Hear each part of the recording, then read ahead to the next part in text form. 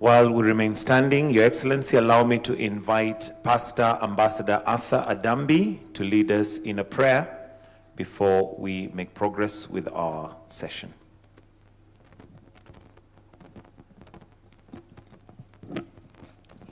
Let us bow our heads for a prayer. Baba yetu wa mbinguni, tunakushukuru kwa siku hii uliotujalia. Asante kwa kutusafirisha salama kutoka pembe zote za dunia na kutujumuisha hapa nyumbani Kenya. Tunaomba uwe nasi na utuongoze katika shughuli zote kwenye mkutano huu wa mabalozi. Aidha, tunawaombea wote watakaokuja kutufunza mambo mbalimbali. Zaidi ya yote, tunaiombea nchi yetu ya Kenya pamoja na rais wetu uendelee kutupa amani na umoja. Tunaomba haya yote tukiamini katika jina la Yesu Kristo aliye Bwana na mkombozi wetu, na sote tuseme amina. Let us kindly take our seats. Your Excellency Dr. William Samoei Ruto, President and Commander-in-Chief of the Kenya Defence Forces, Honorable Musalia Mudavadi, Prime Cabinet Secretary and also Cabinet Secretary for Foreign and Diaspora Affairs, Cabinet Secretary for Health, Honorable Aden Duale, all Principal Secretaries present, led by PS Singoe and PS Roslyn Jogu, all senior government officials present, ambassadors, high commissioners, special envoys, and distinguished guests present. Your Excellency, allow me at this point to invite Honorable Singoe, Dr. Singoe, to lead us in the program from here. Let's give him a clap as he approaches the stage. Welcome, PS Singoe.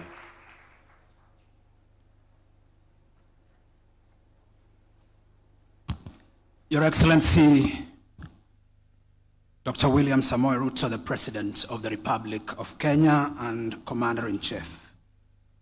Your Excellency, the Prime Cabinet Secretary and Cabinet Secretary for Foreign and Diaspora Affairs, Dr. Musalia Mudavadi. Excellency, Cabinet Secretaries, Excellency, Ambassadors, the Chief Executive of Equity Bank, Dr. James Mwangi, and our friend Felix. Friends, colleagues, ladies and gentlemen, allow me to say hamjambo. Good morning. Your Excellency, when ambassadors or when an ambassador is summoned, it's never quite good news necessarily. It is serious business. If you are summoned by your host state, it means there is serious information that you're being given. But if you're summoned by capital for instructions, then most likely there are also very, very serious things to be discussed. Your Excellency, we summoned not an ambassador, but your ambassadors who are appointed by your hand to this conference. Yes, it is called the 19th convening, but for us, it is a coming together because we are in a way at a moment of reckoning. Reckoning, Your Excellency, because externally, the globe is going through tremendous challenges. Challenges that now compel us to think together as one about how we can protect our national interest. But again, Your Excellency, it's also a moment of reckoning because internally, through your leadership, you have summoned the nation to focus her attention to an extremely progressive agenda. And you have made the determination that you want to take this nation to a first world status within our lifetime.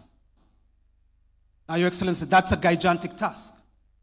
And these, your ambassadors, stand in a place of uniqueness because they are your frontline soldiers with respect to the mobilization of resources and the curation of partnerships. That's the reason we are gathered this morning, Your Excellency, and over the next 3 days, to be able to agree together what our call of action is and how we must conduct our diplomacy in these intense and disruptive times. If you permit me, Your Excellency, we are already repositioning the way we do business within the foreign mission and within the foreign ministry. First, Your Excellency, with respect to diplomatic infrastructure across the globe, we have, at the moment, within 29 missions, well over 60 pieces of property. These pieces of property, they may be chancelleries, they may be head of mission houses, etc., etc. This infrastructure, Your Excellency, is not optimized. As a result, we are paying in excess of 15% of our recurrent expenditure, which is about 3 billion, towards rent. Over the last 1 year, Your Excellency, because of your leadership and your innovative ideas around financing, we are talking with National Treasury to develop a program for the optimization of these assets through the PPP framework. And I'm pleased, Your Excellency, to say that already about 10 of these properties are being pipelined for pilot development. Secondly, Your Excellency, on the economic diplomacy side, we are on the verge of rolling out a comprehensive program that would enable us to deal with the way we do our economic diplomacy differently. And that's why James Mwangi and Felix are here this morning, because we've been working around a partnership in that respect. Thirdly, Your Excellency, we are working with you in the agenda around positioning Nairobi as the global hub for multilateralism in the global south. In that respect, Your Excellency, late last year we commissioned a study to look at how other multilateral stations are conducting their business. What kind of privileges are they putting forward? What kind of benefits, what kind of infrastructure and institutional arrangements have been put in place to ensure that these capitals can attract more diplomatic capital, to their jurisdiction. As a result of that, Your Excellency, that study is now complete. We are revamping and reinvigorating our privileges and immunities framework. And for the very first time, towards the mid of this year, we will be convening a conference on privileges and immunities, bringing together over 400 organizations that already enjoy this status within our capital, and asking ourselves the question, number one, what are you doing for Kenya and with Kenya? And then number two, how better can we serve you? Lastly, Your Excellency, we are also pivoting towards the people. By that I mean making diplomacy less about sitting in hotels and more about service provision and about explaining why we do what we do in the way we do it to the people. We're working with young people through the Kenya Model United Nations program, as well as our diplomacy machinani to be able to advance that imperative. Your Excellency, that's how we are retooling our current toolbox, and it is our persuasion that with that and with your inspired leadership in the manner in which you have positioned our country, Your Excellency, our diplomacy will stand even more elevated. Allow me with those few words, Your Excellency, to yield the floor now to His Excellency, the Prime Cabinet Secretary and Cabinet Secretary for Foreign and Diaspora Affairs, Dr. Musalia Mudavadi. Ladies and gentlemen, let's put our hands together for Dr. Musalia.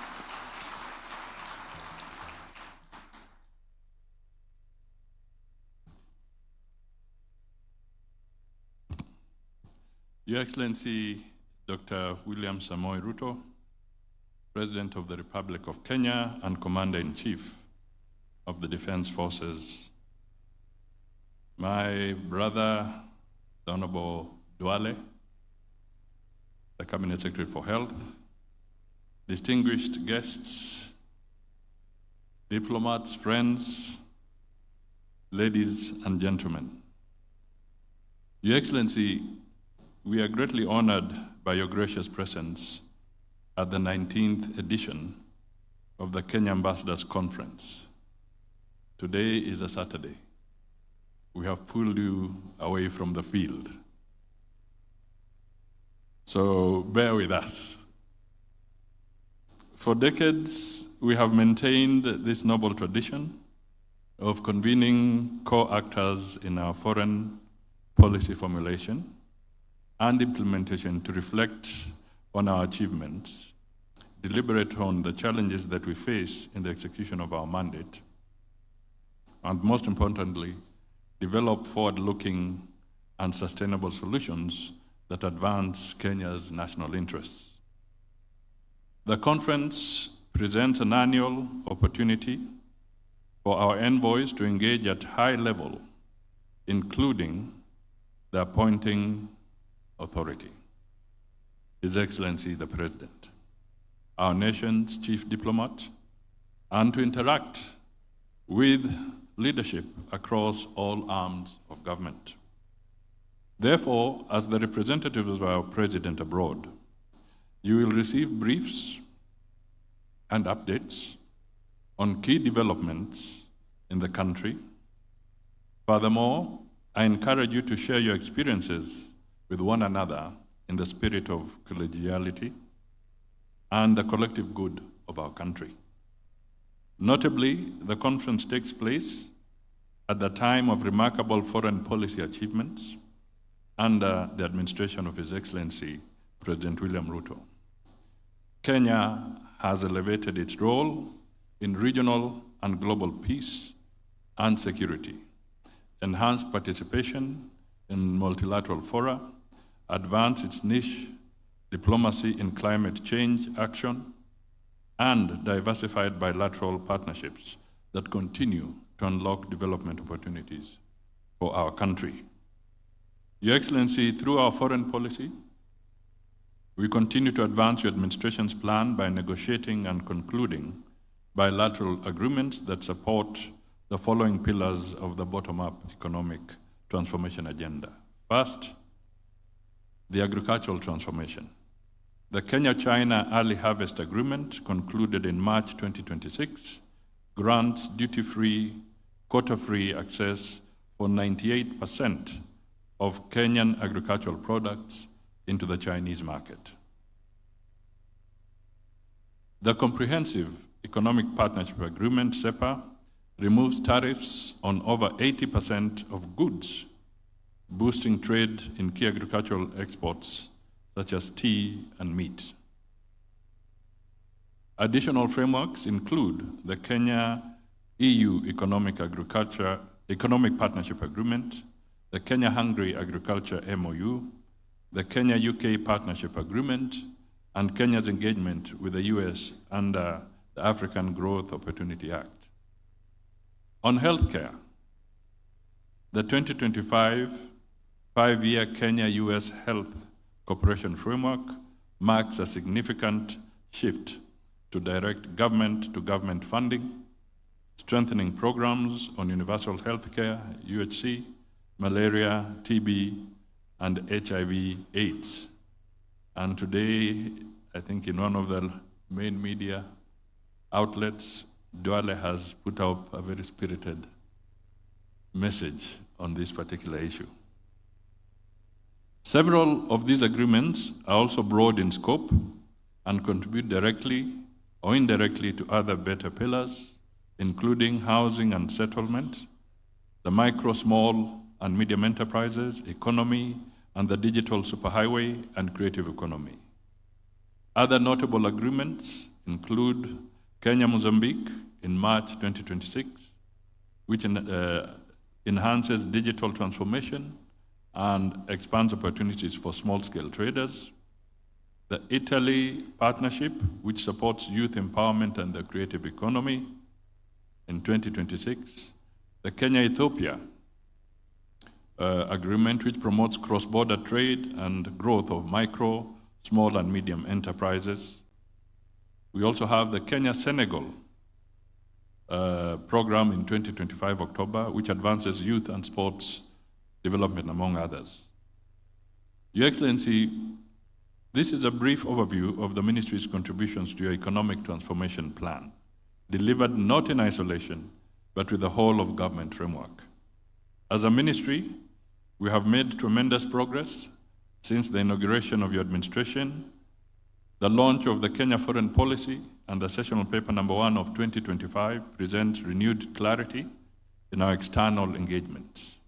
We have followed this milestone by adopting open diplomacy, including rolling out the Foreign Policy Mashinani initiative.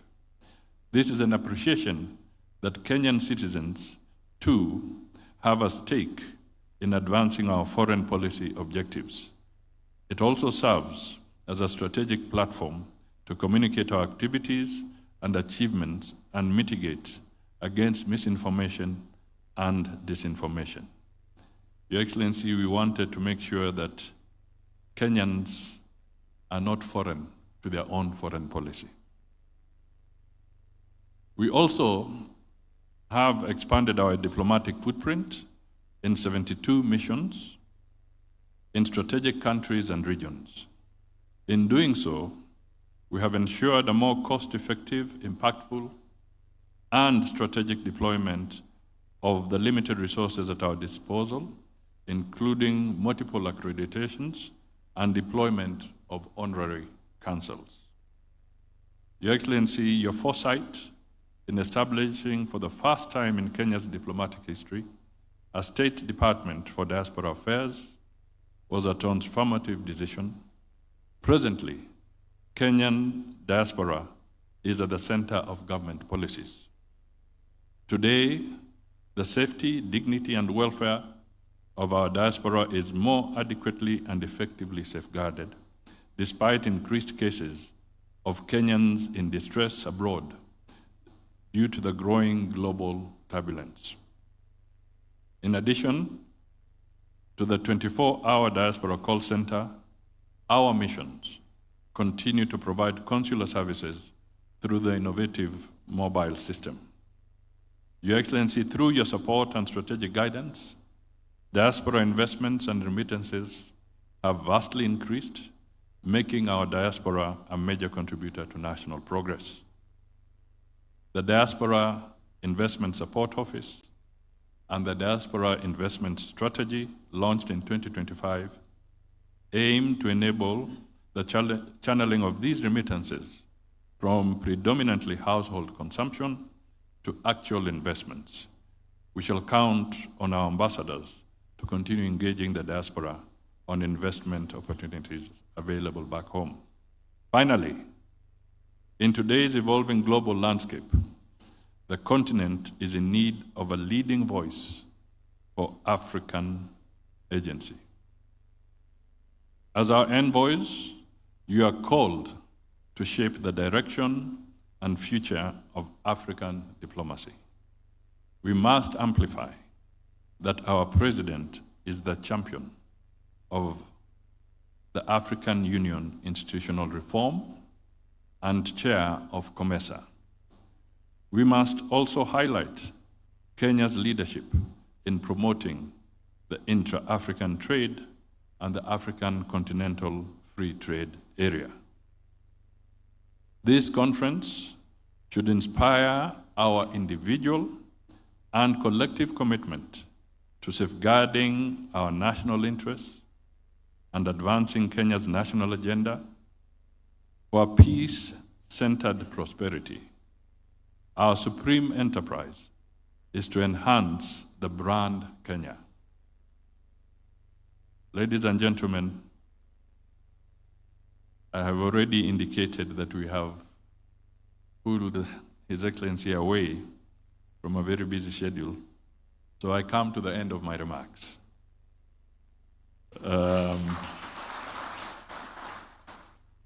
It is now my great honor to invite His Excellency the President to deliver his address and officially open the conference. Let us all be upstanding to welcome our President. Ladies and gentlemen, the President of the Republic of Kenya.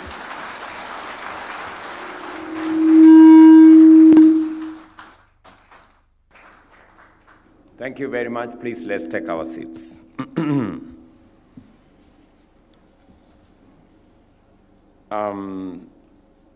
Your Excellencies, distinguished guests, ladies and gentlemen, good morning. Hamjambo. We meet at a moment of profound change in the global order, an era marked by deep and often unpredictable disruptions. Today, long-standing multilateral frameworks that once anchored international cooperation are steadily eroding as new currents of unilateralism and sovereign-first doctrines emerge, reshaping both the terms and tone of engagements among nations.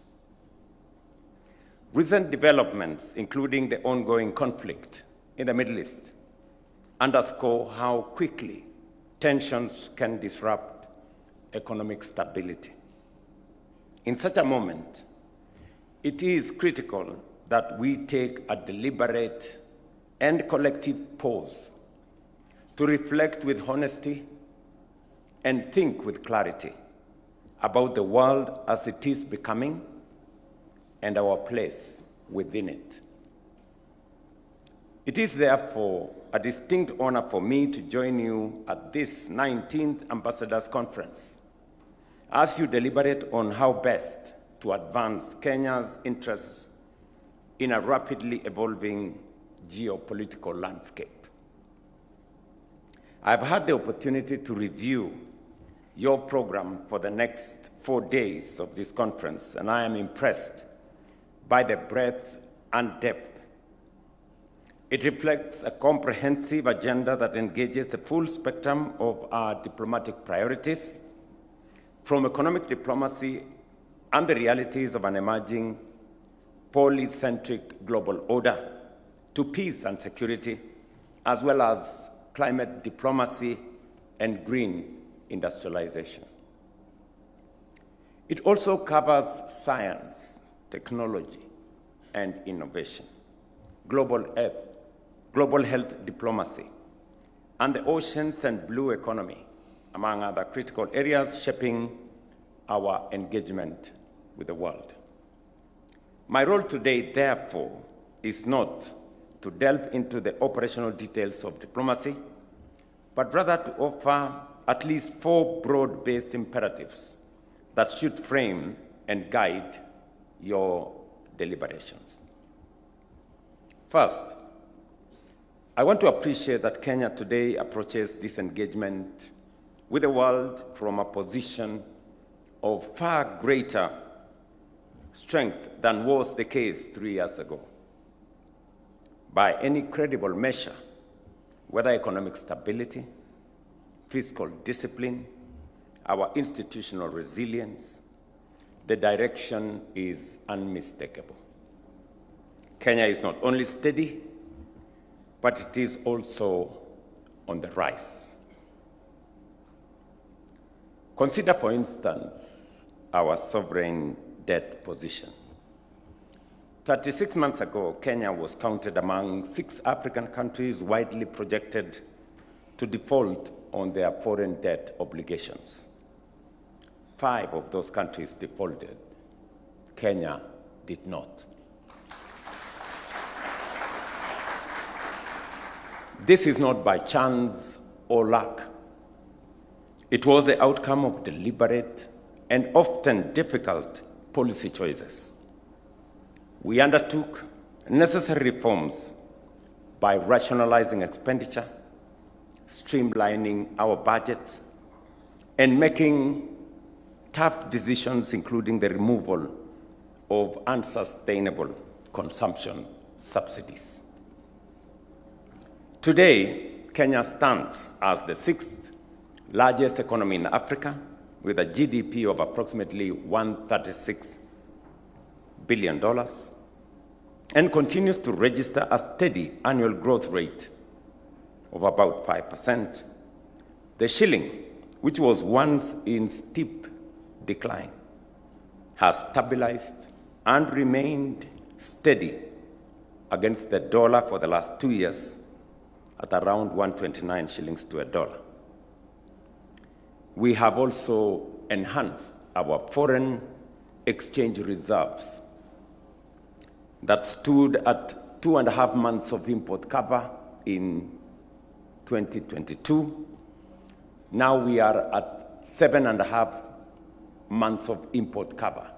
We have moved our foreign exchange reserves from $5.7 billion to $14.6 billion this year. And in another couple of months, we should be anywhere around $16 billion. The recent upgrade of Kenya's sovereign rating by Standard & Poor's is another clear and credible affirmation of the confidence that global markets have in the direction we have taken. Equally, we have significantly reduced inflation, which was at about 9.6%, to an average of 4.3% today, further reinforcing the stability we have worked hard to achieve. In terms of investment, despite global headwinds, our foreign direct investment inflows in 2025 for the first time crossed the $2 billion mark.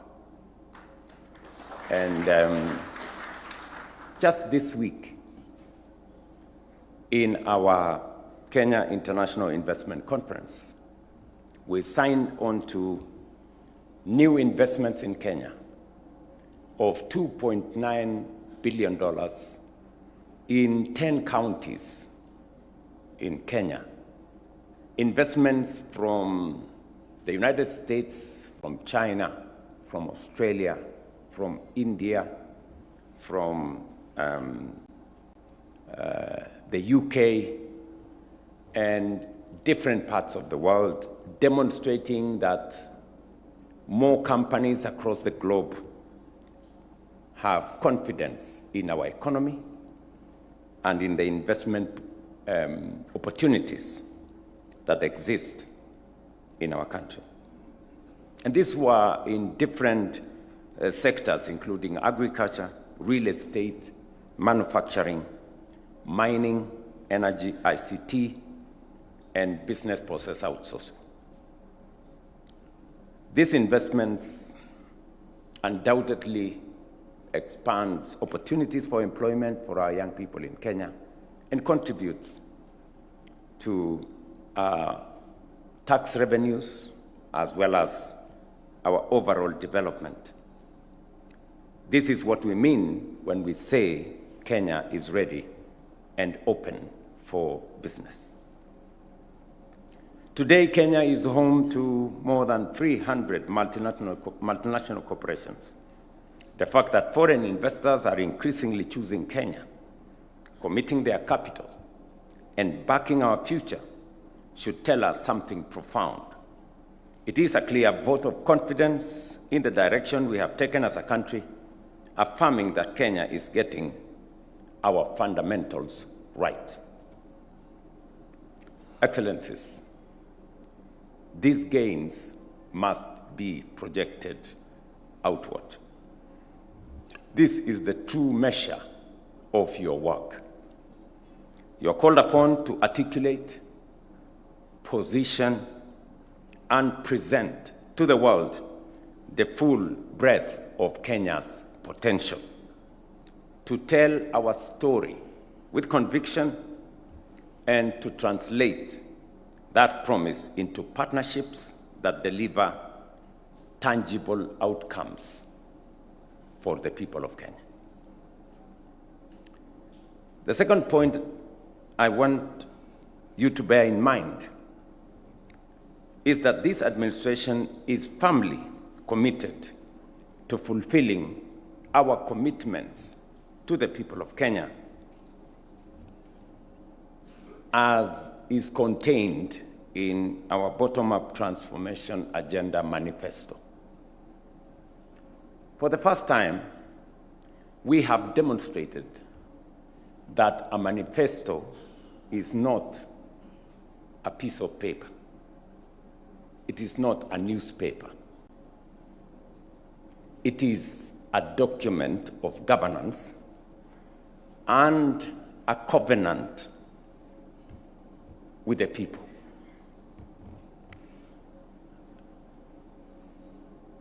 When I went to canvass leadership with the people of Kenya, we put out a very ambitious program for the development of our country. Many people thought we overpromised. In fact, last Sunday, I was somewhere in Homa Bay, and after the church service, there was supposed to be a communication by the bishops of that area. Initially, I thought it was about how they want to build the church and how they want to have more missionaries. But it was not that. It ended up being a political statement. And the bishop who read the letter on the behalf of the others said something very profound to me. He said, "Mr. President, we all believed that you had overpromised. And we knew that this was the usual politicians' talk when they are looking for votes. But," he said, "we have seen something different." And that is the case. We are re-engineering our nation, and we are re-engineering our political discourse. That what leaders promise, they must deliver. That when we make commitments, we must have the plan to execute and to make them reality. Today, I say with a lot of confidence, we made a commitment on matters education. We had 4 fundamental difficulties. We had a CBC that wasn't working. We had a shortage of teachers that was chronic. We had a shortage of learning spaces that was serious. And we had a funding model for our universities that was making our universities, crippling actually our universities, and making them insolvent. Today, we have kept our word. We have closed the gap, literally, on teacher shortage. We've hired the highest number of teachers in Kenya's history in 3 years, 100,000. And we will be hiring another 20,000 this year to make sure that every learner has a good opportunity to acquire knowledge. With partners, and on this I want to thank our friends from the World Bank and members of Parliament. We have built 23,000 new classrooms, expanding learning spaces. I remember last week I was in Mount Elgon, and our friends in Safaricom, M-Pesa actually, who had invited me once to an academy here in Thika, which was their flagship. And when I went to the academy, it was a really, really high-class academy with a swimming pool, heated badminton, squash, that thing they play in is squash, and all the other, fancy and very high quality stuff. But I then advised them when I went there that this is wonderful. It's giving close to 400 of our young people good opportunities to learn in a very high-end institution. But I told them they weren't making as much impact as they would if they looked beyond one academy in Nairobi. I was with them in Mount Elgon. They had built 36 classrooms, and they had built actually literally a whole school with 1,000 plus kids in Mount Elgon. And the chair of the foundation was almost shedding tears as he saw the hope they had built in very ordinary children in very remote places. I am saying this to contextualize what it means to have learning spaces. We have reorganized the whole space around competence-based education. We have engaged stakeholders afresh. Teachers did not have a clarity. Parents were complaining that they were doing too much homework at home. But finally, we have found a balance between what parents need to do, what teachers need to do, what learners need to do, and we now have a fair balance. And finally, we have put in place a funding model that is student-centered, so that we assess every student on the basis of need and merit. Today, if you ask any vice chancellor in any university in Kenya, they have a working funding model. As I said, we decided to reorganize our agriculture. We had an agricultural sector that was not run on the basis of data. So we did the first thing to register all farmers and put them on a digital platform. We subsequently undertook all other interventions on the basis of knowledge of our farmers. We now have a database of 7.2 million farmers with their acreage, with the crops they undertake, with their livestock, sugarcane farmers, tea farmers, avocado farmers, and everything else in between. And today, we have turned around our productivity. Our fertilizer subsidy program is working. And today, if you ask coffee farmers, they will tell you, we have chased all the cartels and the brokers and the middlemen. And we've done the same in our milk industry. We've done the same in our sugar industry. We've done the same everywhere else.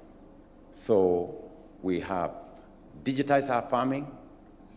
We have gotten rid of cartels. We are getting it right today. And yesterday I was in Kiambu. And the coffee farmers there will tell you that coffee, which they were selling for between 50 and 70 shillings a kilo, today they are selling it at between 120 and 150 shillings a kilo. The sugarcane farmers will tell you a same story. sugarcane farmers used to be paid after anywhere between 6 months and 1 year. Today, sugarcane farmers are paid every 7 days. That is what transformation looks like in practice. So, we still have some work to do. And I'm saying this so that you don't fall prey to the shenanigans in the social media. If you read the social media, you will think Kenya is going to collapse tomorrow.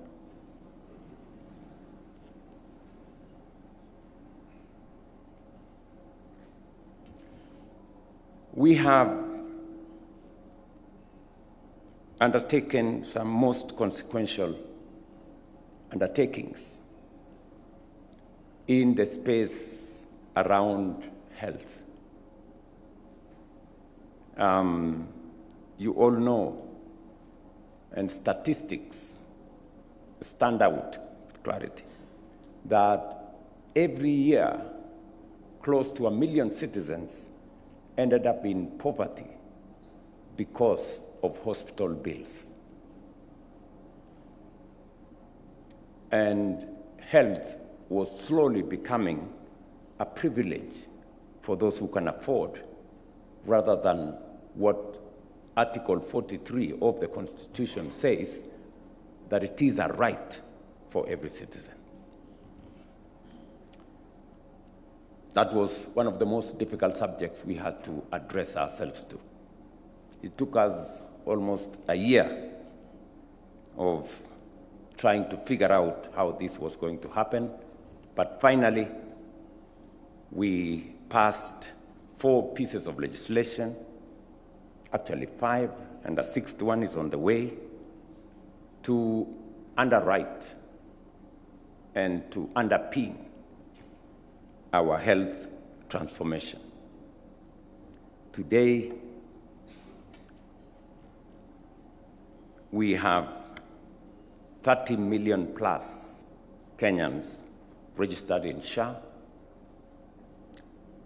The story there is very different. There are less and less harambes on matters health. We have more and more testimonies of people who are saying, SHA paid for me 20,000, 100,000, 500,000, 1 million, and on and on. And this is not just in towns, in villages, and everywhere else. It is probably one of the largest undertakings that any administration has taken, because it's a very difficult space. But I am very, very confident that finally we have the right template to undertake universal health and finally make health truly a right for every citizen.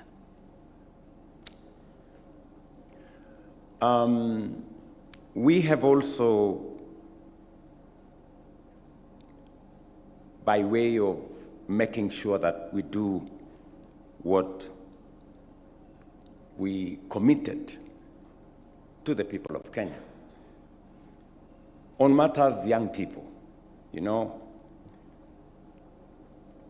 every family, every region of Kenya, because we are a nation of young people, have young people out of school, out of college, and they do not have jobs. And this is everywhere. You go to every town, you go to every city, you go to every village, and that's the case. And we've had this conversation many years, you know, that the economy is going to expand, and therefore we are going to create jobs. But jobs can not be created unless there is intentional, deliberate, practical interventions. So we decided to do 5 things. Number 1, we undertook the housing program, not just to have decent living conditions and housing for our citizens, but to also as a means of creating opportunities for work. As you all know, it was one of the most difficult things to do because it involved, a framework where we had to contribute. And so, if you read in the Azimio Manifesto, there was housing. In the Kenya Kwanza Manifesto, there was housing. But when it came to the implementation, there was a big problem. Nobody wanted to do it. And we were taken to court, there were demonstrations, and many other things. But we stood our ground, and today I stand before you to tell you the skyline of Kenya is changing. Go to anywhere in Kenya, from Busia, I was there last week, to Kisumu, to Migori, to Kuria, Kericho, Eldoret, Kitui. I was in Makueni. In fact, in Makueni, the senator of Makueni, who has been saying nothing is happening. So when I went with him to the housing, he was shocked that it was in Wote.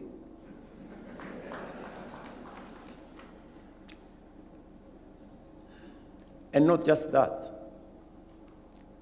we have 640,000 young people working. Architects, engineers, plumbers, electricians, carpenters, masons, and everybody in between. In fact, at some point, the debate was, William Ruto is talking about Mjengo. Can his children go and work at the Mjengo? But good people, explain to me, which is the workplace of the architect? And the engineer? And the mason? And the carpenter? So if you go to university to learn engineering, civil engineering, electrical engineering, and all the other engineerings, mechanical engineering, and architects, the only place you will make meaning with what you have learned is Mjengo. There is no other place. If there is no Mjengo, you are useless. It's just as simple as that. Yesterday, I was in Thika. In Thika, in Kiambu alone, we are building 18,000 housing units at a cost of 45 billion in one county.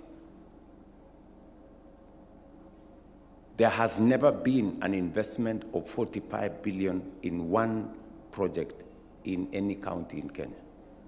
So we are changing. Today, the contracts we have signed on using the housing fund are contracts of 640 billion across Kenya. Markets, hostels for our university, TVET and KMTC students, housing. I just handed over houses in Kapsabet. I handed over houses in Kakamega. I will be handing over houses in Kirinyaga. There are some that are ready in Ruiru. And that process will be continuing. The most fundamental thing to me is that by next year, we will have 1 million young people working in our housing program. Real people working.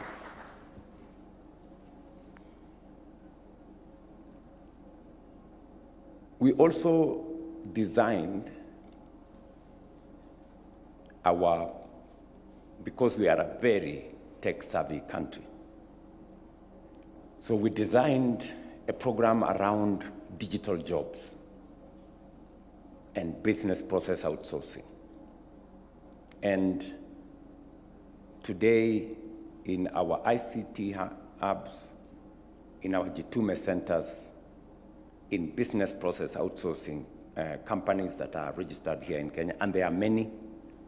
In fact, the largest business process outsourcing company in the world, called Teleperformer, just shifted to Kenya. So we have close to 300,000 people working now in that space. I remember when we were at the conference this week, one American company, ADEC, will be setting up a 2,000 person capacity in Machakos County as part of the expansion of that footprint. And many more are stepping in because our human capital is good. We speak probably some of the best English anywhere in the world. But do we say?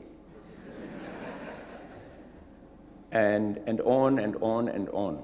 So our projection is that we should be able to appropriate at least 1 million young people working in our digital jobs space in the next between 1 and 2 years. We are extending the fiber optic because it's going to be a very important tool for that exercise around the country. We've already done 30,000 kilometers. Our plan is to have 100,000 kilometers so that business process outsourcing can be set up anywhere in Kenya. It doesn't have to be Nairobi. It doesn't have to be around Nairobi. We should be able to do that in many parts of our country. We also decided that because we have some of the best human capital in the world, that we use it as part of our export. And that is why Rosalind here has been working with me to clean up the channel for accessing jobs overseas. We had to clean up the system because we had too many brokers. We had many recruiting agencies that were crooked and defrauded many people of their money. So we have registered close to 1,000 of those companies. So we have made it leaner, and we are still reorganizing that space. But just with what we have done, including cutting down on time to access travel papers, including passports and what have you, today we have a clean channel for people who have employment opportunities abroad. Rosalind, it takes now how many days to get a passport if I have a job abroad?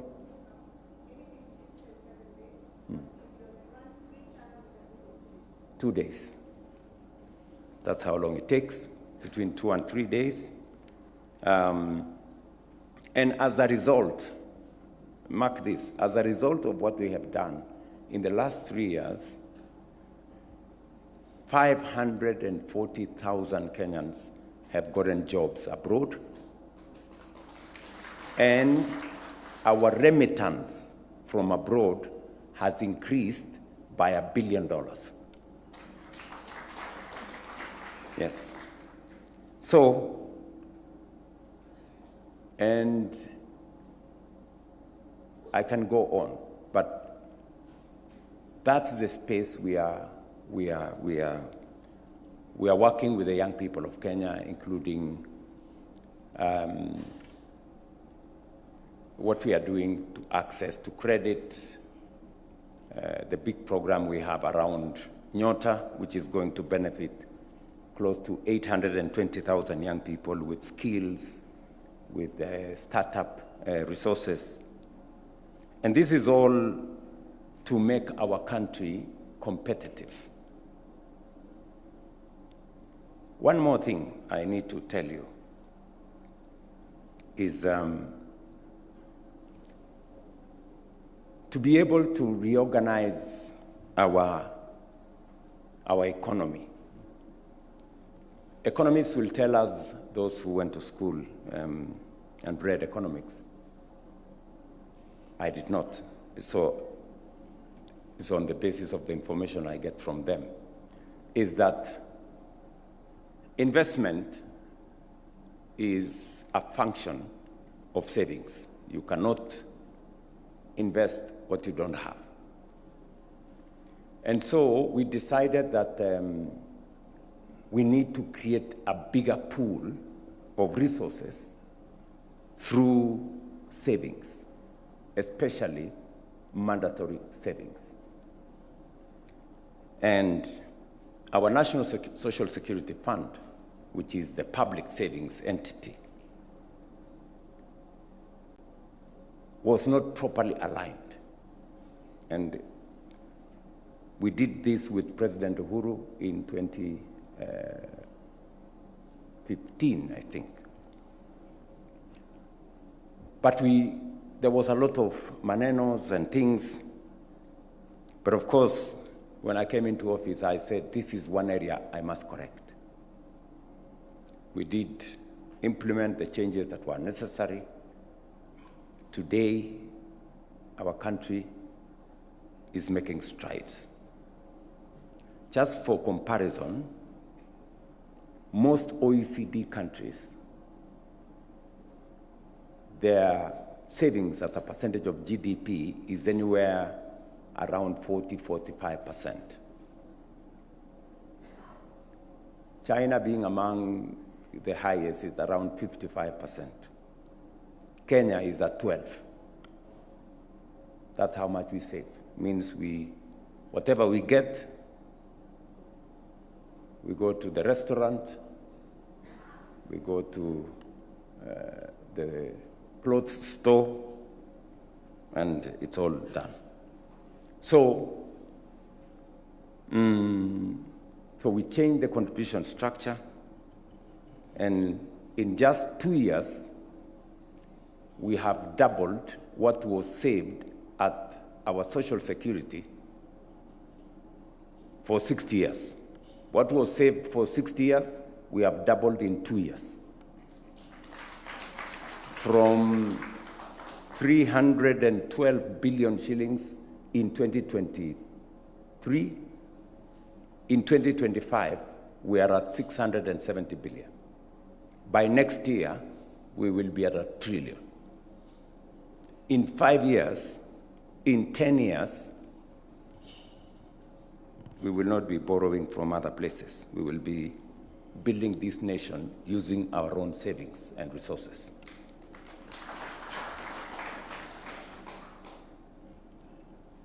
That has earned me a few enemies, but many friends. But that is the progress we are making in our nation. And we will continue. We will continue to stay focused until we redeem every commitment we made in our manifesto to the people of Kenya, so that we can demonstrate that what leaders say they must do.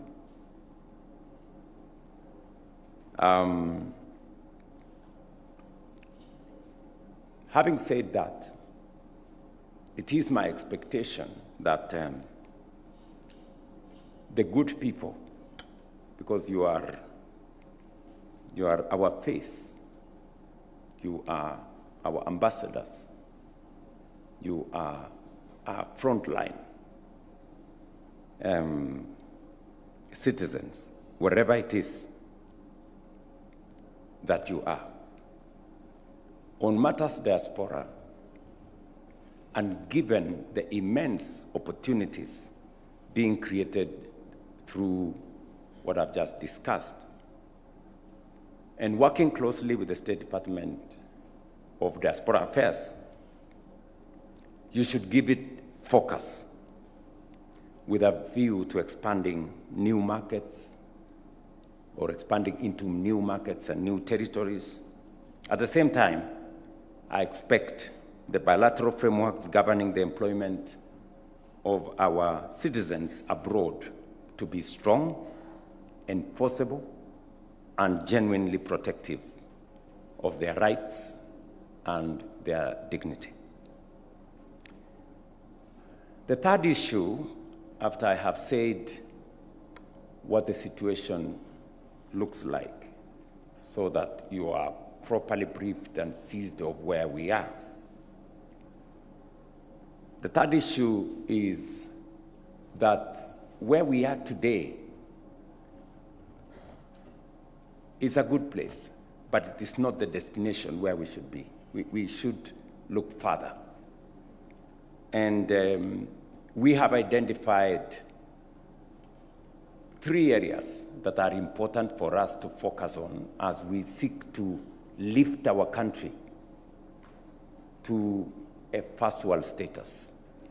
And when I say lift our country to a first world status, it's not a statement. It is something that we must and should actualize, because it's possible for us to get this country to where it is, to where we should have it, rather.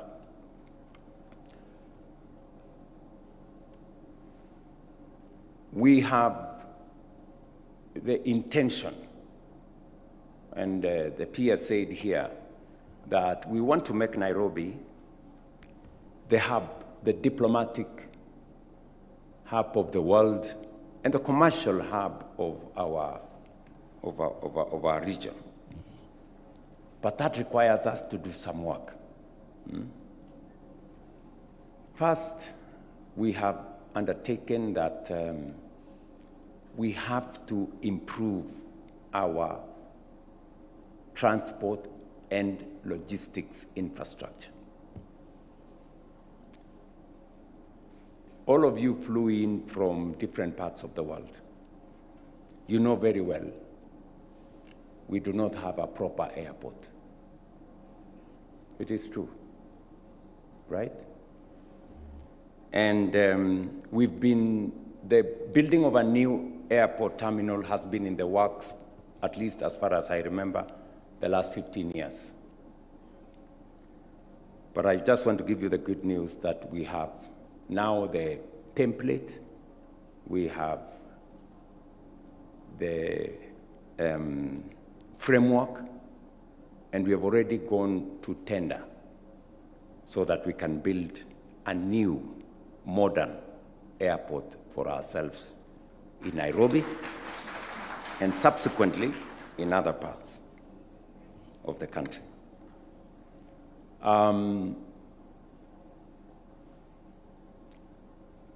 We have to improve infrastructure around the country. As we build the Rironi-Mau Summit standard gauge, dual carriageway, before it gets to Mau Summit in April, May next year, we will have hopefully contracted the link from Mau Summit to Malaba,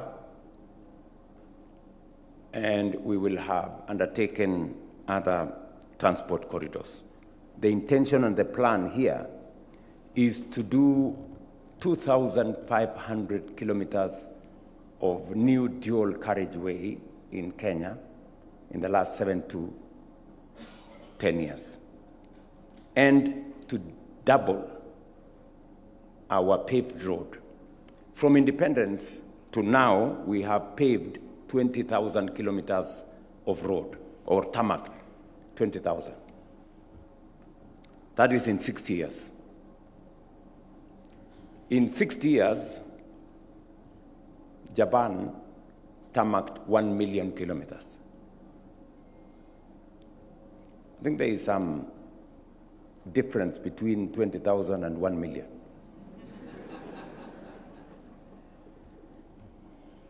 I don't know whether it is small or a big difference. So what we want to do, we want to tarmac another 28,000 kilometers in Kenya in the next 10 years. And it's possible, and we're going to do it. If you go to any meeting in Kenya, somebody will ask you about a road. Anywhere. This road, and that road, and the other road, and the other road. We just have to do it. We cannot do it piecemeal. We cannot continue discussing 10 kilometers here, 20 kilometers there, 50 kilometers somewhere. We just have to have a comprehensive plan and do it, and have a plan and do it. So, and we need to sort out the port of Mombasa. We need to sort out all the other port infrastructure. That will require about between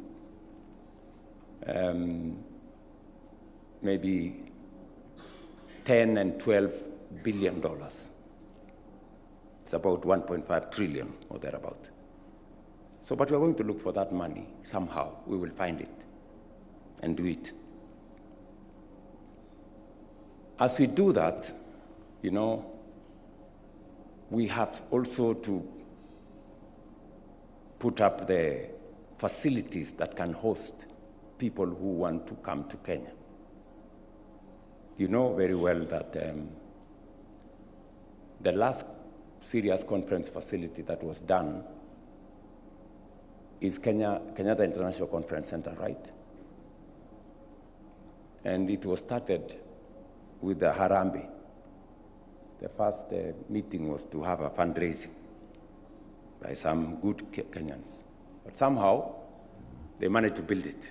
It has served us well, but it cannot serve us going forward. And that is why we are building the Bomas of Kenya, which will be ready, by the way, in May. May this year. May this year. Yes. And with it, we have encouraged the private sector, and they've come through to do 3 big hotels, at least with a total bed capacity of 1,500 beds. You know, in Nairobi now, this is the biggest hotel facility we have. Just imagine this one. This space here where other people are standing, ndio wale wamesimama huko.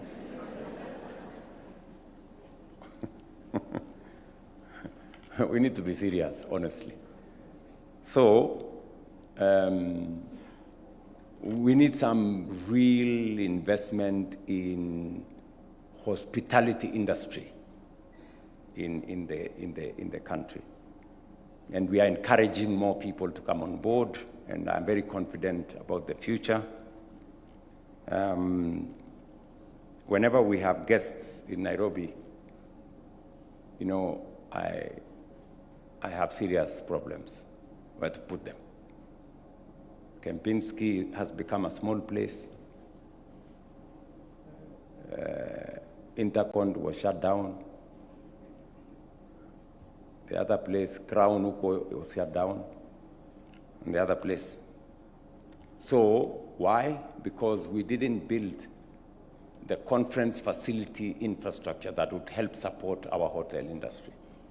And that is why, as diplomats, now that we will have a modern conference facility in Kenya, all those meetings that are being held in all those other places should be held in Nairobi. And we are banking on you to work with us so that we can redirect serious major conference facility to our country. We will be hosting the French Africa Summit here for the first time in Nairobi. And we have so many conference facilities lined up. It's very interesting that even before the conference facility in Bomas is ready, there is a long queue of people who want to use that facility. Number two, and of course, before I finish that, we need to sort out this city. My last meeting last evening was about the city of Nairobi and what we need to do in terms of cleaning it, lighting Nairobi. Nairobi is very dark, cleaning doing the place. We are the environmental capital of the world with UNEP here and Habitat. But if you go to Nairobi River, it has no indication that we have anything to do with environment. And so we are sorting out Nairobi River. The good news, I just want to tell you, I have a date on the 15th of January next year. We will open up Nairobi River and you will see something very different. Yes.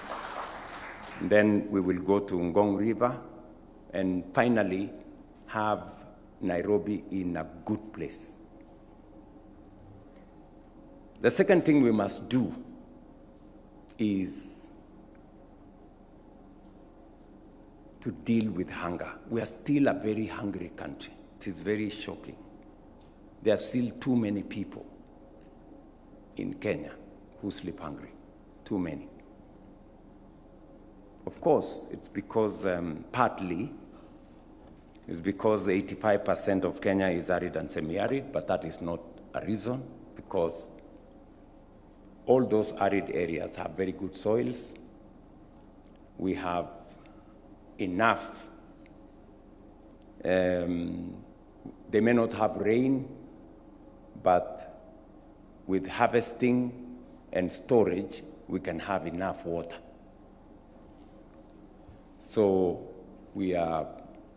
the next thing we are going to do, and it's going to begin this year, we are beginning with the first 15 mega dams this year, is to do water harvesting and storage and bring at least 2.5 million acres into production. First, to make sure that every person in Kenya has food. You know, there is nothing as demeaning, as dehumanizing as a person who is hungry. So we need to deal with that. And then, of course, we are opening new markets for our products. We have concluded negotiations with one of the largest markets in the world, in China. We will now access the Chinese market duty-free, quota-free, for all our agricultural products, from tea, coffee, avocados, macadamia, and everything else. But we need to produce enough. We need to produce enough. What we are producing at the moment is not enough. We need to produce enough for us to be able to lift our economy. And finally, the third thing we need to do is to generate enough energy.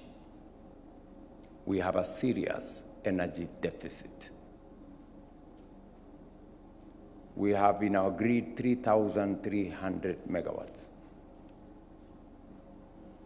At the minimum, we need another 10,000. We need 3 times what we have, at the minimum, if we have to undertake the transformation that is necessary to take our country to the next level. Today, the Ministry of Energy will tell you, every evening, on some peak hours, we have to do load shedding, you know. And what that does, it undermines our economy. Let me give you an example. I was in, what was the name of that place? In Diwa, I was in Diwa someplace. So we went there to commission a transmission line, 69 kilometers of transmission line, which we had built. And the information that we were given is that just because of that transmission line, the sales, electricity consumption, actually, in that particular area, very small area, had doubled because they had reliable energy, which means there's a lot of potential out there, but it's constrained by the amount of energy that is available. Let me give you another example. I went to the US on the famous trip with President Biden when he invited me. And in this big ceremony, we signed a couple of MOUs and programs. And one of them was on data centers, you know, the technology that brings data centers on board. And we signed with Microsoft, Kenya, and a company from the UAE called G42. And I was very happy with it because it was going to be an investment of $1 billion in Kenya to set up the first ever green data center. Until I arrived in Kenya, and when the process started, I was told, Mr. President, for us to implement this project, we need 1,000 megawatts of energy. Okay? So what does that mean? That I shut down half the country to implement this one project. Because if you have 3,000 megawatts and one project wants 1,000, so it was not possible for us to implement this $1 billion project. And there are many other investment opportunities that we are losing because we do not have enough energy. And that is why we have to be innovative. All the three programs I've just said, which are really the basic minimum for us as a country to lift ourselves, requires about $40 billion or 5 trillion Kenyan shillings. That's what we need. And that is why we have, with my team, we have sat down, we have looked at what other countries have done, what has worked elsewhere, what is best practice, and we have created a channel for us to be able to do this. We have to mobilize our own domestic resources. We have to create the correct framework for us to leverage on private money. That is why public-private partnership is a big thing. We are lucky that in Kenya we have a working capital markets ecosystem. Our Nairobi Stock Exchange is one of the best assets that we have. It was the second best stock exchange in the African continent. So we have a real tool for us to be able to leverage private sector money, both locally and globally. And that is the reason why we have set up the National Infrastructure Fund, so that we can use it to mobilize domestic resources through our mature assets like Kenya Pipeline, Safaricom and others. And already the National Infrastructure Fund, we have raised the first 100 billion using the Kenya Pipeline IPO. We will raise another 2.5, at least 2 billion in the next coming months 2-3 months, and we will move on, and it will be possible for us to leverage that money, use private sector money, deploy using our capital markets, raise more resources from other sources, use our pension funds and others who have a lot of patient money, but they are lacking opportunities to invest. And that is why they are crowded at the treasury bills and buying bonds and what. So we're going to look at that space. And I'm very excited that very many people are coming forward who are very quiet. And they're saying, we have opportunity, we can support here, we have money to help you do this, we have resources. Just give us the right structure, we are going to invest. To be able to have these three work out, we need another 3 enablers. Number 1 is to up our game in science, innovation, technology, so that we can create the right caliber of people who can assist us with new knowledge on how we take our country to the next level. A country cannot develop beyond its capacity to think.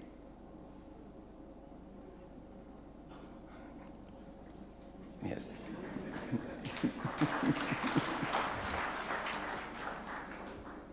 Yeah, it's just as simple as that. If your thinking goes up to here, that's the end. You cannot. So, and that's why I brought this good man, Professor Shokat from IEA, to come and head our State Department for Science, Research, Innovation. Please see them. Because we need those people. We need these people who, you know, we have a good education system, but we need a higher caliber of thinkers, people who can work with us so that they can help us do the right things. Today, I am the leader of this great nation, but I can tell you, everything I have implemented, it is not just my thoughts. I have pulled a lot of knowledge from very intelligent people who are more intelligent than me. Yeah, I've had to leverage on their intelligence to be able to drive the country forward. Because it is said, wisdom cannot, and knowledge cannot fit in one head. Yeah? One head can only accommodate so much. But people have to be gracious to say there are some things I need the help of other people for us to be able to get ourselves where we want to go, right? That's why research is going to be a very big thing. We're going to deploy more resources in research. We're going to deploy more resources in science, in technology, and we are moving in that direction. That's enabler number 1, knowledge. Yes. Number 2 is security. You know, we are putting together a lot of resources. You will see in matter security, because we live in a very, you know, difficult neighborhood. We have all our countries around us, and we have real security issues. So we need to up our game. We need to modern technology. We are modernizing our police infrastructure. We are modernizing our defense infrastructure. We have to bring in new ways of doing things into the space is going to be much more intelligence-led, less about brute force, more about intelligence, more about targeting the right places. And so you will be seeing some of the areas we will be putting our resources in. And then finally, we have to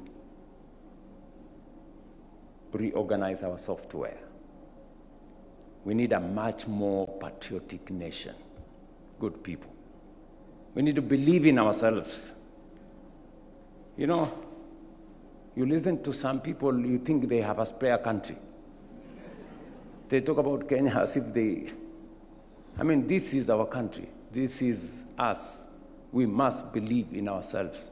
We can do it ourselves, you know? Sometimes I get amazed as to how people believe in us more than we believe in ourselves. Really? You know, I sat at this conference this week at Radisson Blu, and I listened to the country director of the World Bank talk about Kenya. I listened to one gentleman, an investor in BPO, talk about Kenya. I listened to one lady, she runs, I think, Flamingo Flower something in Naivasha, talk about Kenya. And I was amazed as to how other people think about us. They were talking about how good our human capital is, how innovative our people are, how hardworking we are as a people, you know? But you listen to some of our leaders, and some others have even the audacity to say, oh, you know, we are a failed state. Really? Where? You know? And you want to be a leader in this country. You want to be a leader of a failed state. Anyway. So, good people. And I will tell this to the people of Kenya proudly. We are a great nation. We are a great people. We can do it. Let us believe in ourselves. Let us stop the negativity. Let us stop the negativity about our country. Let's project the reality of who we are, you know? And I think we need more about our patriotism, our belief in ourselves, our belief in our nation, and that is really going to make a hell lot of a difference. But slowly, I think we are getting ourselves there, slowly. There are people who are saying nothing is happening in Kenya. Today, their voices are going down because they can see something is happening in our country. And we will continue to push the limits, and I will continue to lead from the front. I will continue. So let me, I think I've been carried away a bit, but let me say this. I really needed to talk to you because you are the people who will talk about our country out there. Please project the right image of our nation. You know, let's get the right image of Kenya.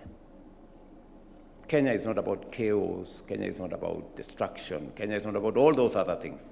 We are a serious nation, very serious nation. And many people believe in us. Just for the record, G7 is going to have its meeting shortly. Yeah? And the chair of the G7 this year is going to be France. And they have invited Kenya to speak on behalf of this continent.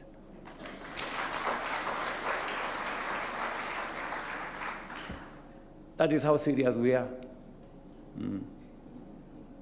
So please, let us believe in ourselves.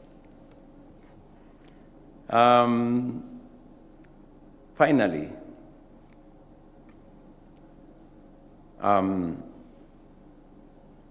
you should know with clarity that Kenya will remain firmly committed to playing its leadership role as a regional, continental, and global participant. We are proud and responsible members of the international community, and we will continue to act with purpose in shaping a more just, inclusive, and effective global order.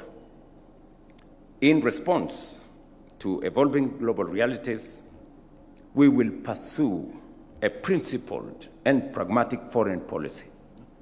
We will engage partners across all regions on the basis of mutual respect and shared benefit, while remaining steadfast in advancing our sovereignty, preserving our strategic autonomy, and securing our long-term national interest.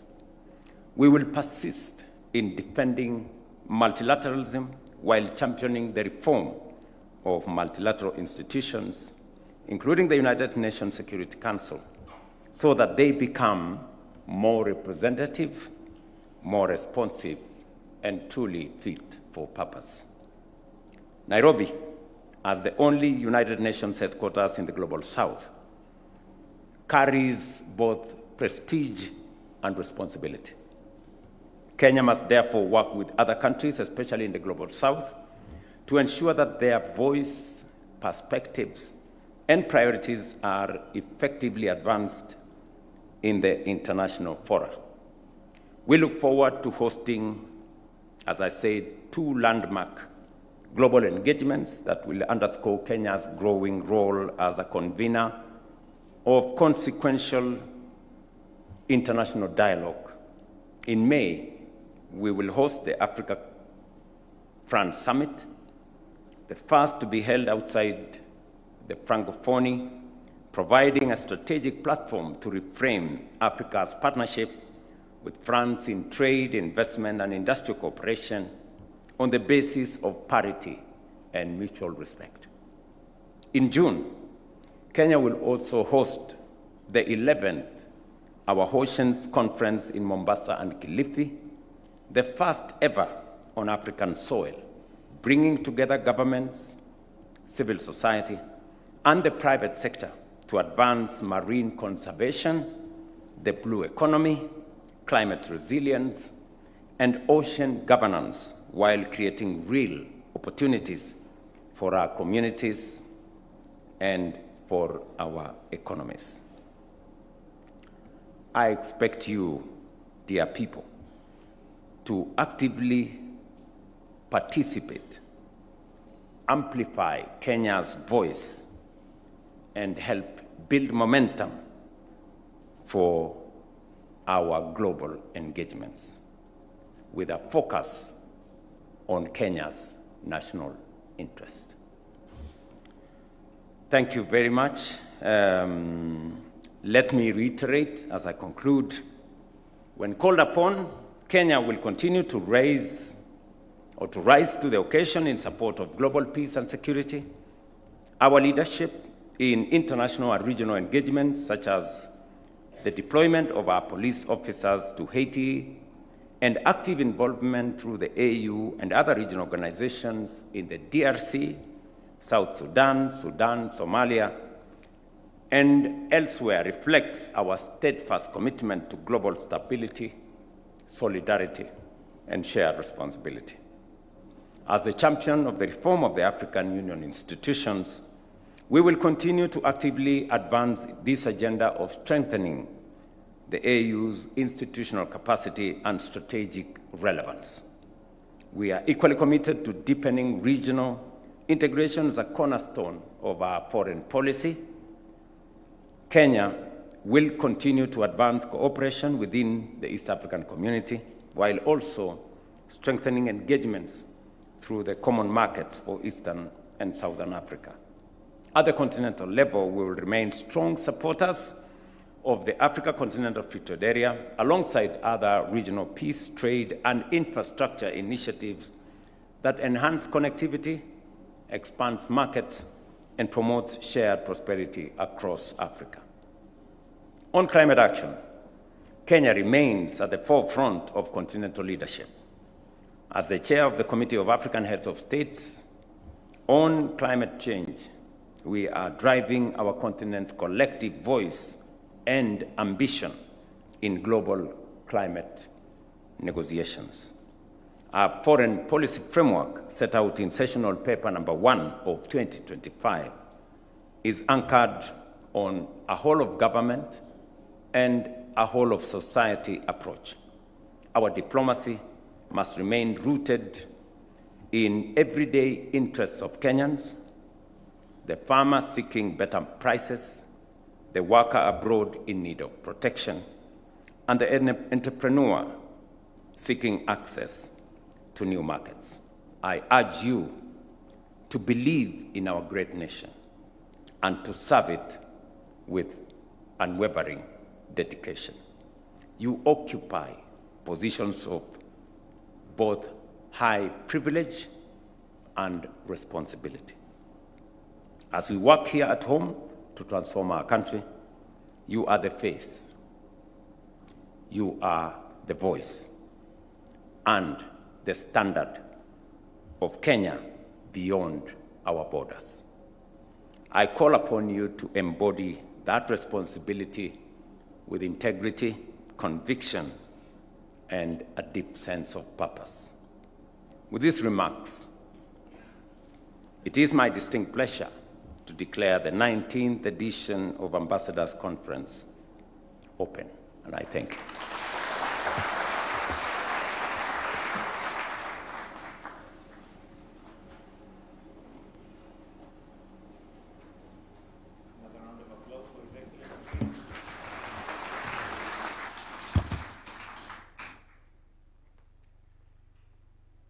Let's have a seat. Thank you very much. Thank you again, Your Excellency, for your elaborate and visionary statement. I know that my sister, Rosaline Jogo, is going to give a vote of thanks.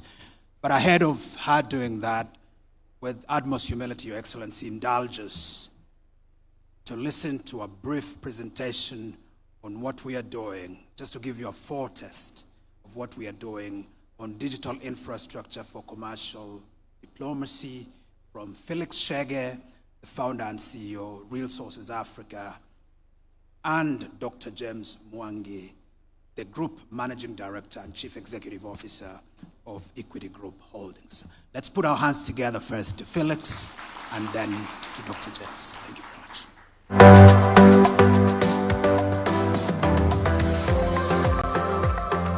Ensures that trade and investment prospects are documented, monitored, and pursued systematically.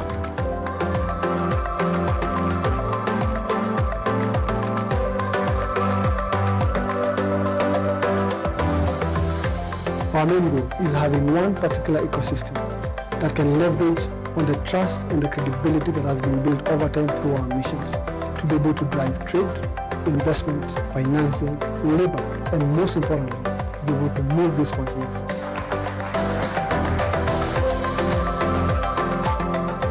While we begin with our missions, our ambition is continental.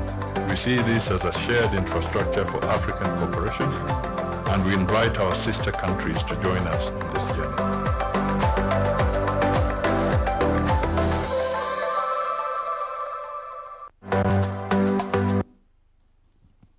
Thank you so much. Just standing on all protocols, so I'd like to just make a brief presentation on basically what we're doing with the Ministry of Foreign Affairs.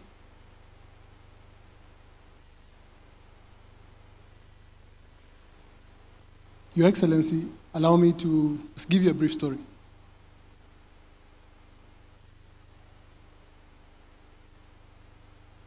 In 2024, we rolled out a very ambitious initiative by the name Trade Connect. Our goal was trying to see how best we could export 1,000 containers over a period of 12 months.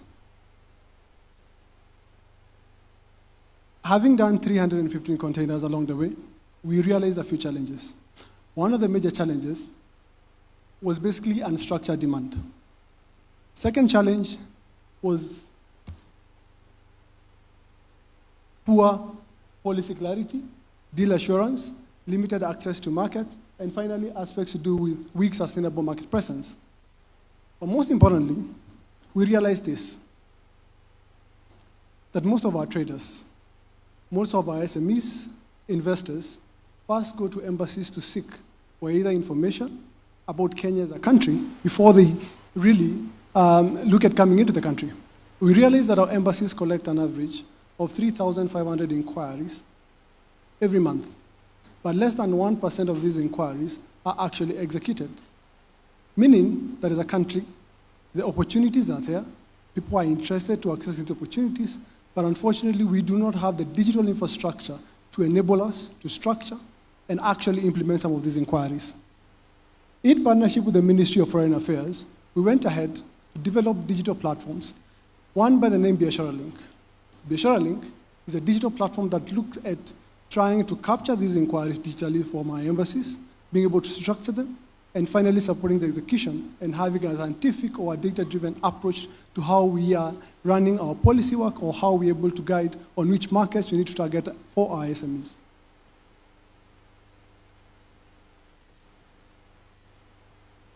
That is the Biashara Link.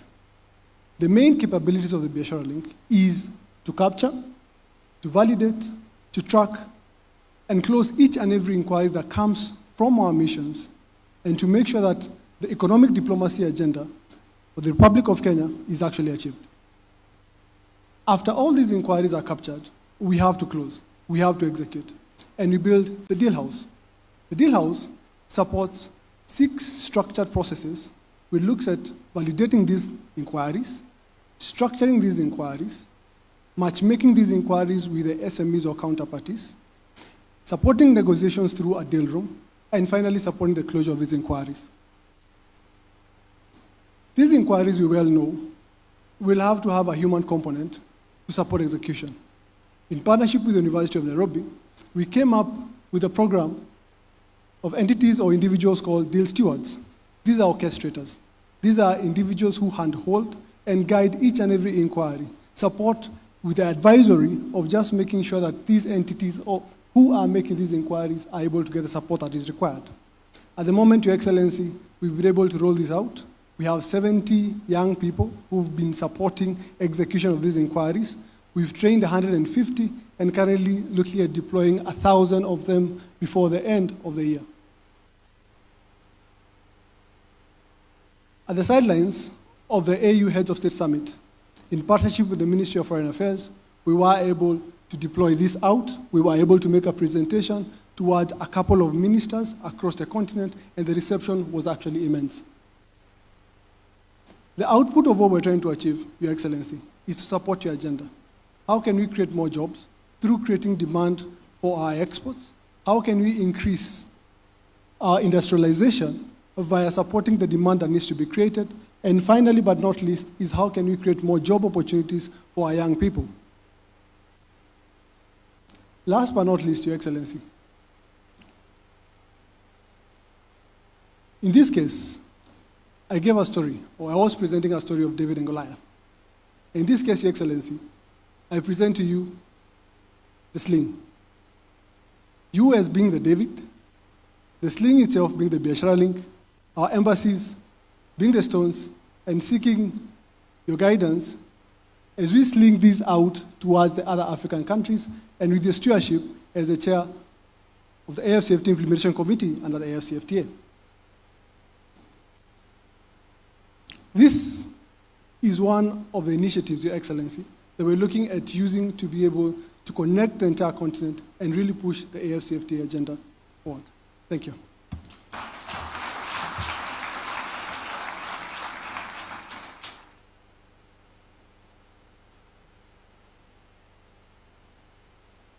Your Excellency, the Presidential protocols observed. Infrastructure alone is not sufficient.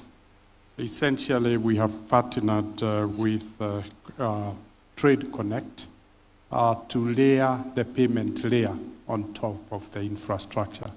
We have signed with the African Continental Free Trade Area Secretariat to be their operationalization partner for trade. But broadly, what we do is an interoperable payment layer, such that it's not about goods moving and services moving, it's ensuring the completion of transaction. On top of that, Your Excellency, we have layered a layer of financial products, trade finance products, so that truly we facilitate, we ensure that trade has no barriers. Essentially, Your Excellency, we have also done financial products. How can we create warehouses? As Felix said, we want this system to have African Continental Free Trade Area into Kenya, into Mombasa, into Nairobi. But how do we ensure we have the infrastructure you talked about? So Equity has also committed to build the warehouses such that once we identify what goods are required in the market, Kenyan entrepreneurs can import them and then distribute for the rest of the market. Your Excellency, I think where and I'm glad that we are given a chance to speak in your presence, was to seek that we partner with the Kenyan ambassadors. We give them a dashboard such that they really receive the trade inquiries from the countries they represent you. They key them on the system, and we receive that from home and respond appropriately. Mr. President, we can't assign your diplomats responsibility without you. Maybe the truth be told is that we are introducing a KPI to the diplomats on performance on promoting trade. I listened keenly as His Excellency spoke, and the subject matter I thought you could talk about the whole time was about geopolitics. He spent only 1 minute on geopolitics and quickly segued to the economic and trade diplomacy. And essentially, then that's what we are really creating the platform. If I summarize broadly what he talked about, he went quickly to the state of our economy, whether it is reserves, whether it's months of import held in reserves, whether it's the investment of the 2.9, whether it's the GDP and the size of the economy. Kenyans leverage and improve the quality of their lives on economic activities happening within the country. It's the economic activities that create employment. It's economic activities that create wealth. And if we could give you support to be the face of the country in promoting export. The reserves he talks about is in foreign currency. We only earn it if we trade or we receive investment. Your Excellency, that is where we thought we could. But I think it touched me when you talked about savings. It's something that we have never really appreciated, that a country can never be better than its savings, because the maximum you can invest is equal to the maximum you can save. Your Excellency, you are very generous. Before you became president, the savings to GDP ratio was 8. It has increased from 8 to 12. And you can imagine what that will mean. When we can peak, I guess my data, yours is 55 for China, mine is 53. So it's 53 or 55 is the same broadly. But you can see what it has done for the last 30 years. I think Singapore is at 54 savings to GDP, and that is what really fuels the investment. It is really great to see the investment the president have talked about, and I'm glad the foreigners are investing. But unfortunately, the truth is, the return to those investments will not be Kenyans.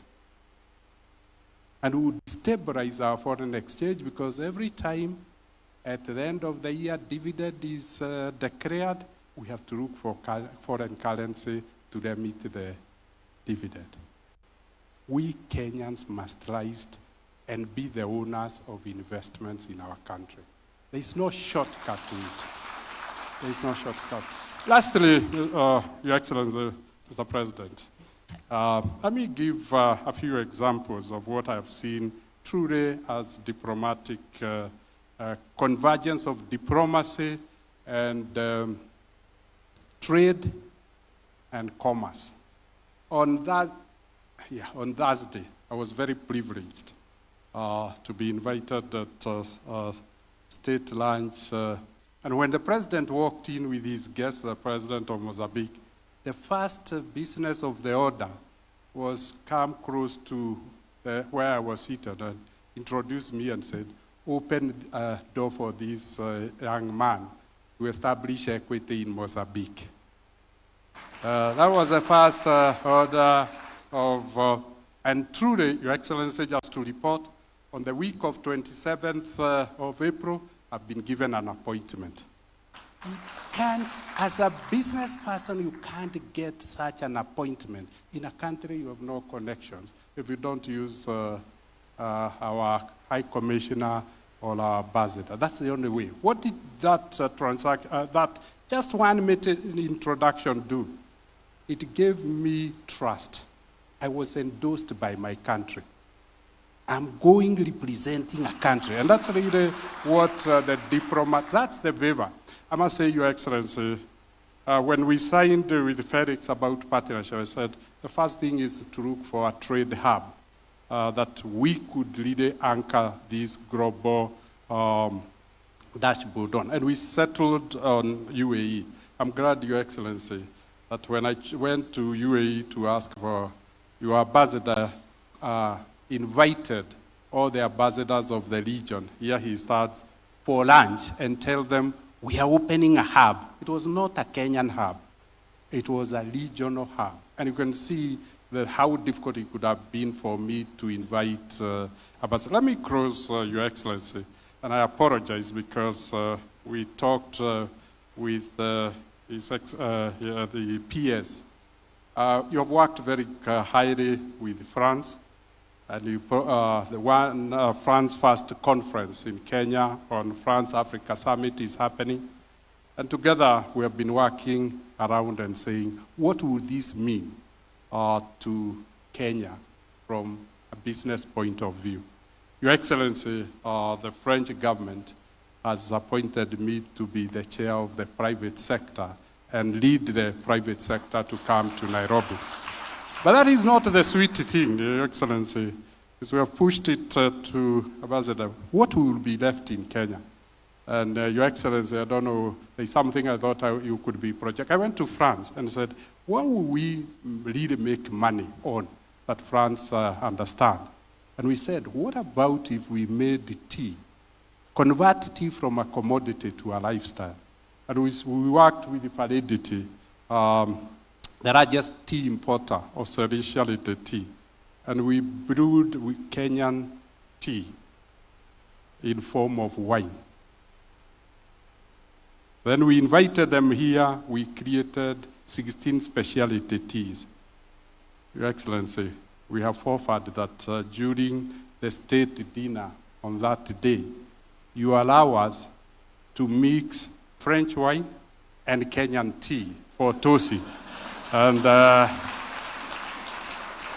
And in partnership between the private sector and the public sector, Your Excellency, and we could be willing to sponsor the entire dinner in appreciation of fronting the tea farmers. When we did the 16 products, we ended up negotiating a price of between $80 and $100 per kilo. That will be about 3,000 to 4,000 shillings per kilo of green tea. And broadly, what they will be willing to sign on that day is to open 249 shops in Europe to all stock Kenyan specialty tea. Your Excellency, you have done very well. The tea is now 100 plus shillings per kilo, but this transaction would make the Kenyan tea trade at between 3,000 and 4,000 shillings per kilo. But it will require us to do the GI, or geographical identity. We need to pass the law, and then the president of France has said he would toast with you. He will be holding the Kenyan tea. He will be holding it and say, an alternative to wine, to French wine is the Kenyan tea. And Mr. President, now you will not be toasting with water. You will be so using it. Thank you very much, Your Excellency.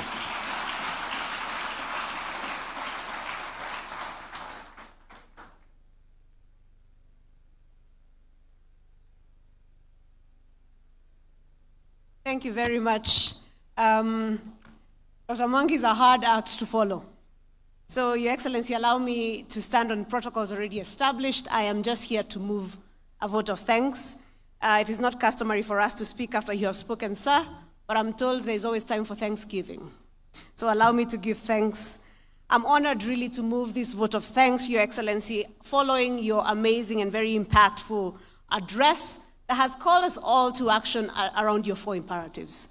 Imperative that when we project Kenya, we do so from a place of strength, that the Kenyan government is committed to its people through the better plan. You've given us your 3 focus areas as we move towards the first world. And finally, Your Excellency, you have told us that we continue to be committed to leadership in the international community, showing the world how to do this. Your Excellency, allow me then to thank you for this amazing speech, because we have received our marching orders. Have we received our marching orders or not? Hata tukifunga conference sasa, Your Excellency, I am not proposing that we do. But even if we did, Your Excellency, we have our marching orders. It is clear. We have been called by our capital and we have instructions on how to proceed. We are grateful, Your Excellency, for your leadership. You lead with commitment. You lead with a clarity of vision. And not just, Your Excellency, in leading on national interests, but in leading in calling your people together to make sure that they have understood where it is that you want us to do. And we are very grateful for that. I think we can clap for His Excellency for that. Your Excellency, I want to thank my boss, Waziri PCS, who leads with heart and finds time to delve into things at depth. I want to thank my brother, P.S. Singoe. Your Excellency, you said that Kenyans speak the best English anywhere in the world. Case in point, I want to thank my brother P.S. Singoe, who's not just fluent in English, but fluent in diplomacy.